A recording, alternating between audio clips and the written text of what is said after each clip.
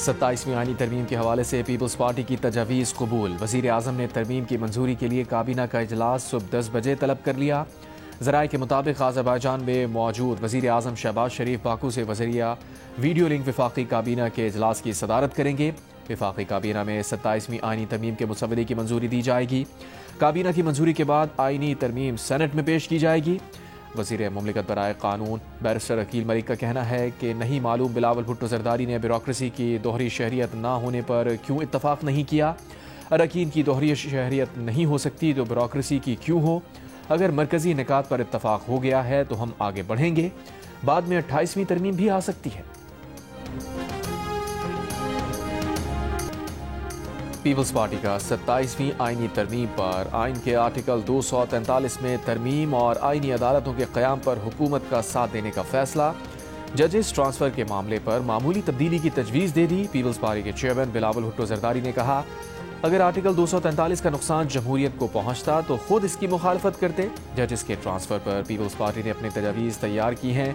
दोहरी शहरियत और election commission के मामलात पर पार्टी के अंदर इत्तफाक नहीं हो सका। NFC अवार्ड में तरमीम की तजवीज़ पर तहफ़्फ़ुज़ात हैं। NFC के तहत सूबों के शेयर बढ़ सकते हैं, कम नहीं किए जा सकते।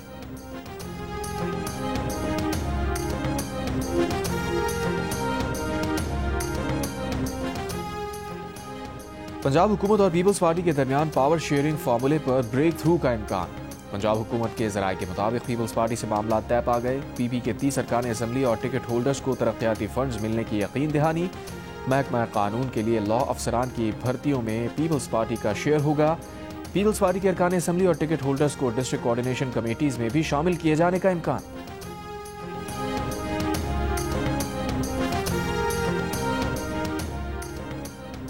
सेनेट में अपोजिशन अरकान ने मुजव्वज़ा 27वीं तरमीम मुस्तरद कर दी। मुश्तरका एलामी में कहा, हुक्मरान नून लीग, पीपल्स पार्टी और उनकी इत्तेहादी जमातें कानून साजी को बुलडोज कर रही हैं। आईनी तरमीम का मुसव्वदा अपोजिशन से छुपाया जा रहा है।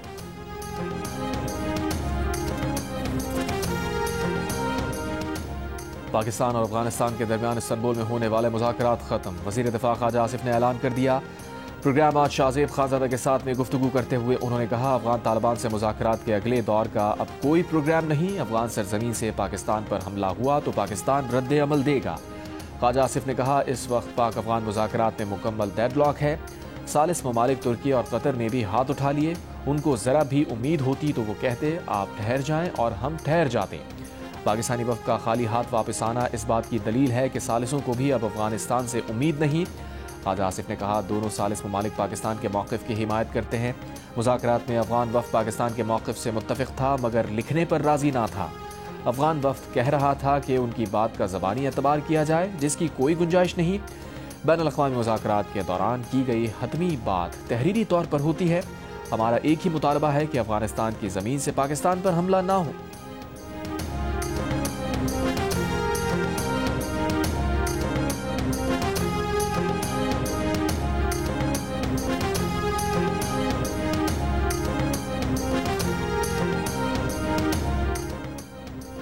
वफाकी वज़ीर इत्तलात अता तारड़ ने कहा है कि अफगान तालिबान दोहा अमन मुआहदे के मुताबिक अपने बैनुल-अक़वामी, इलाकाई और दो तरफ़ा वादों की तकमील में नाकाम रहे। पाकिस्तान अपने अवाम और खुद मुख्तारी के तहफ़्फ़ुज़ के लिए तमाम ज़रूरी इक़दामात जारी रखेगा। तालिबान हुकूमत के ऐसे इक़दामात की हिमायत नहीं करेंगे जो अफगान अवाम या पड़ोसी ममालिक के मफाद में ना हो। पाकिस्तान अपने उसूली मौक़िफ़ पर कायम है कि अफगानिस्तान की सरज़मीन से होने वाली दहशतगर्दी पर काबू पाने की ज़िम्मेदारी अफगानिस्तान पर आयद होती है।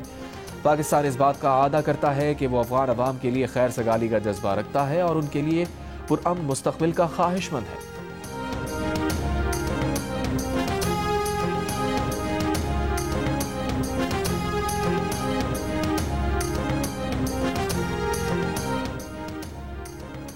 वज़ीर आज़म शहबाज शरीफ की आज़रबाईजान के सदर इल्हाम अलीयव से मुलाकात। Chief of army staff field marshal Asim Munir भी मौजूद थे।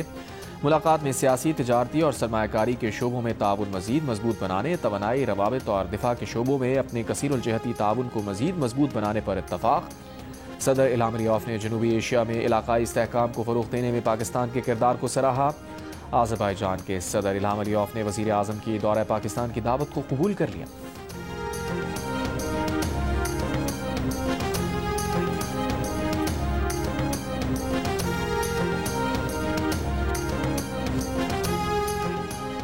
चेयरमैन PTI बैरिस्टर गौहर ने कहा है आर्टिकल 243 फोर्सेस से मुताल्लिक है। इससे पहले भी ये कुछ चीज़ें तरमीम के लिए लाए थे। जब आर्टिकल 243 मुताल्लिक मुसावदा सामने आएगा तो ही बात करेंगे। आइन में तरमीम इत्तफाक राय से होनी चाहिए, ना कि अक्सरियत हो तो आप जो मर्जी फैसले करें। आइन इसलिए अहम होता है क्योंकि ये पूरी कौम का डॉक्यूमेंट होता है। NFC अवार्ड में गारंटी दी गई थी कि सूबों का हिस्सा साबिका हिस्से से कम नहीं होगा। NFC अवार्ड में गारंटी थी कि इससे विफाक कमज़ोर नहीं मजबूत होगा। असद कैसर कहते हैं हुकूमत जो भी तरमीम या बिल लेकर आएगी तहरीक इंसाफ उसको मुस्तरद करती है। इस पार्लियामेंट के पास कोई इख्तियार ही नहीं कि कानून साजी कर सके। JUI के सरबराह मौलाना फजलुर रहमान ने कहा है कि तरमीम का कोई मुसव्वदा अब तक मंजर-ए-आम पर नहीं आया। 27वीं तरमीम पर फिलहाल बात नहीं कर सकते। आर्टिकल 243 से मुताल्लिक जमहूरियत पर असर पड़ेगा तो काबिल कबूल नहीं होगा।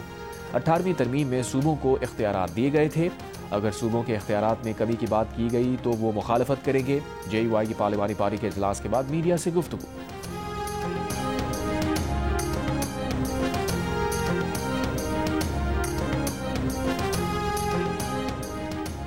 गवर्नर सिंध कामरान खान डिसोरी से स्पीकर ईरानी पार्लियामेंट बाकर कालिबाफ की मुलाकात। ईरान के सफ़ीर डॉक्टर रजा अमीरी मुकद्दम और कराची में तैनात कौंसल जनरल और दीगर भी मौजूद थे।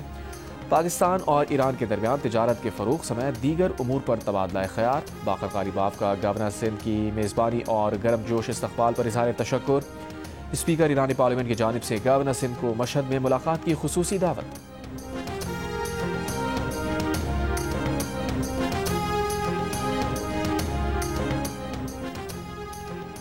पाकिस्तान इसराइल की तरफ से गजा जंगबंदी की खिलाफ वर्जियों की मजम्मत करता है। गजा में फौज की तैनाती के लिए रकम मांगने की भारतीय मीडिया की खबरें परियों की कहानियां हैं। तर्जुमान दफ्तर खारजा ताहिर इंदराबी ने कहा पाकिस्तानी खुफिया इदारे की दूसरे मुल्क के खुफिया इदारे के साथ कोई मुलाकात नहीं हुई। भारतीय मीडिया बेबुनियाद खबरें फैला रहा है। गजा में अमन फौज भेजने का फैसला पार्लियामेंट करेगी। अब तक ऐसा कोई फैसला नहीं हुआ।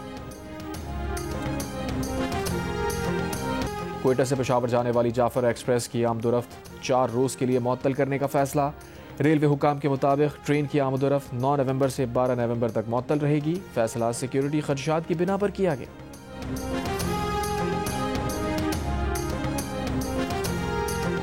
बलूचिस्तान के इलाके बोस्तान के करीब ट्रक की मोटरसाइकिल और रिक्शे को टक्कर। हादसे में 1 शख्स जाँ बहक, 5 अफराद जख्मी, अस्पताल मुंतकिल। कराची के इलाके सजानी सेक्टर 10 में फायरिंग, 1 शख्स जाँ जख्मी। मूसा कॉलोनी के करीब घर में हादसाती तौर पर गोली लगने से बच्चा जाँ बहक हो गया। पुलिस के मुताबिक बच्चा घर में सो रहा था कि नामालूम समत से गोली सर पर लगी। वाक़े से मुताल्लिक़ तफ्तीश की जा रही है। अतराफ में किसी मकान से हवाई फायरिंग की इत्तला भी नहीं मिली।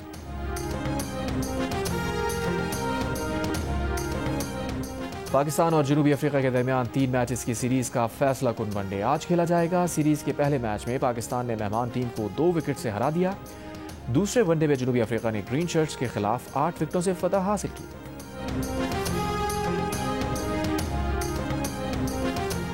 और जंग और जियो के इश्तराक से आर्ट्स काउंसिल में वर्ल्ड कल्चर फेस्टिवल जारी। फेस्टिवल के 8वें रोज मार्की डे में फिल्म चिक्कर पेश की गई। Theatre play conference of the birds पेश किया गया। प्ले में फ्रांस, इंडोनेशिया, फ़लस्तीन, तुर्की, मिस्र और अमेरिका के फनकारों ने परिंदों के जरिए इंसानियत, अमन, आज़ादी का पैगाम पेश किया।